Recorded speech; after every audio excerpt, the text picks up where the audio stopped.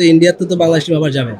তো ওই ন্যাশনাল টিমকে এতজন প্লেয়ারকে কিভাবে সিকিউরিটি দেবে যদি মুস্তাফিজকে না দিতে পারেন? আইসিসি চলে ইন্ডিয়ার কথায়। আর আইপিএলে বাংলাদেশের একজন মাত্র ক্রিকেটার তিনি ডাউট পেয়েছিলেন, কিন্তু শেষ পর্যন্ত ভারত দেশটাই মূলত বিসিসিআই ভারত ক্রিকেট বোর্ড তারা মুস্তাফিজকে রিলিজ করে দিতে অনুরোধ করেছে কলকাতা গেছে এবং কলকাতা রিলিজ করে দিয়েছে। এই বিষয়টা আসলে কিভাবে দেখছেন? রিলিজ করেছে কেন এটা আসলে আমার বোধগম্য না, কারণ যদি ইন্টারন্যাশনাল ক্রিকেটের জন্য বাংলাদেশ টিমের জন্য ছেড়ে দেয় তাহলে তো ডিফারেন্ট ইস্যু। বাট আপনি যদি এখানে আইপিএলে ওকে ডেকেছেন, তারপরে আমি শুনেছি যে ওর সিকিউরিটি পারপাসে ছেড়ে দেওয়া হয়েছে। তা সিকিউরিটি পারপাসে ছেড়ে দেওয়া হয়তো ইন্ডিয়াতে তো বাংলাদেশ টিম আবার যাবে। তো ওই ন্যাশনাল টিমকে এতজন প্লেয়ারকে কীভাবে সিকিউরিটি দেবে যদি মুস্তাফিজকে না দিতে পারেন? দ্বিতীয়ত কথা হলো যে আমি মনে করি এটা আমাদের দেশের জন্য ইনসাল্টিং, কারণ ওনারাই ডেকেছেন। মুস্তাফিজ তো নিজে বলেন না যে আমাকে আইপিএল খেলাতে নিয়ে নাও, ওনারাই ডেকেছেন এবং আবার ডেকে আবার ওনাকে বাদ দিয়ে দিয়েছেন। এটা আমাদের দেশের জন্য একটা ইনসাল্ট আমি মনে করি, অপমানজনক। এবং আমার মুস্তাফিজের জন্য প্রশ্নবোধক চিহ্ন রয়ে গেল ওয়ার্ল্ড কাপে যে সে যাবে বাংলাদেশ টিমের হয়ে এবং বাংলাদেশ টিমের প্লেয়াররা যাবে, এদের সিকিউরিটি কে দেবে?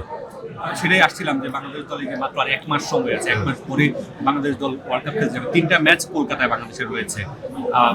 ভারত এবং শ্রীলঙ্কা দুই দেশ মিলে আসলে ওয়ার্ল্ড কাপ আয়োজন করছে। বাংলাদেশের আসলে নিরাপত্তা ইস্যু, বাংলাদেশের কি এখন থেকে আসলে ভাবার সময় হয়েছে কিনা যে নিরাপত্তা ইস্যুটা এসেছে মুস্তাফিজকে নিয়ে, বাংলাদেশ দল ভারত থেকে খেলবে কিনা বা শ্রীলঙ্কায় খেলার জন্য অনুরোধ করবে কিনা? এটা আসলে আমাদের প্রধান যে আছেন অবশ্যই আমাদের বোর্ড প্রেসিডেন্ট এটা নিয়ে চিন্তা ভাবনা করছেন, অবশ্যই করবেন।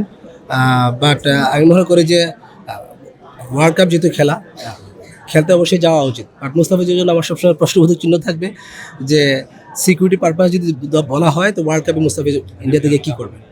শুধু মুস্তাফিজ না, সিকিউরিটি পারপাস মুস্তাফিজের জন্য যেমন বাংলাদেশের সবগুলো ক্রিকেটারের জন্য তো তেমন সবগুলো ক্রিকেটার কি সেই ক্রিকেটাররাও বা রাজি হবে কিনা এই সিকিউরিটি পারপাসের বিষয়টা মাথায় নিয়ে খেলতে যেতে বা ওভাবে স্বাচ্ছন্দ্যে খেলতে পারবে কিনা গেলেও? এটা একটা প্রশ্ন, ভালো প্রশ্ন আপনার। কারণ আসলে যদি মুস্তাফিজকে সিকিউরিটি না দিতে পারে তাহলে প্লেয়াররা কি আসলে ওইখানে স্বাচ্ছন্দ্য বোধ করে বা স্বাচ্ছন্দ্যভাবে খেলতে পারবে কিনা, এটা একটা বোঝার বিষয় আছে। আমি মনে করি যে আমাদের যে গার্ডিয়ান আছেন, আমাদের বোর্ড প্রেসিডেন্ট, উনি অবশ্যই এটা নিয়ে চিন্তাভাবনা করছেন এবং আমি মনে করি যে এটা নিয়ে খুব ভালোভাবে একটু চিন্তাভাবনা করলে ভালো হবে। আরেকটা বিষয় যে শেষ প্রশ্ন, সেটা হচ্ছে ক্রিকেটের যে পারপাস আমরা বলি ক্রিকেটের যে জেন্টেলম্যান গেম, সেই জেন্টেলম্যান গেমের খেলা ক্রিকেট কি আসলে সেই জায়গায় আছে কিনা, নাকি ক্রিকেট দিন দিন আসলে রাজনৈতিকভাবে ব্যবহৃত হচ্ছে?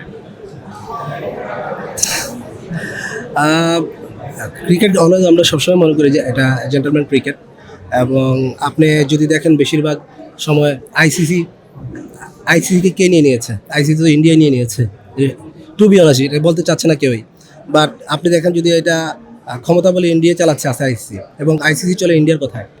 এভাবে করে তো আসলে ওয়ার্ল্ড ক্রিকেট এভাবে চলে না। আমার মনে হয় যে আইসিসির এখন চিন্তা করার সময় হয়েছে। সারা ওয়ার্ল্ড ক্রিকেট, প্রত্যেকটা ওয়ার্ল্ডের বড় বড় দেশ তারাই চিন্তা করা উচিত যে ক্রিকেটটাকে কোথায় নিয়ে যাওয়া। আমার মনে হয় এখন চিন্তা করার সময় হয়ে গিয়েছে।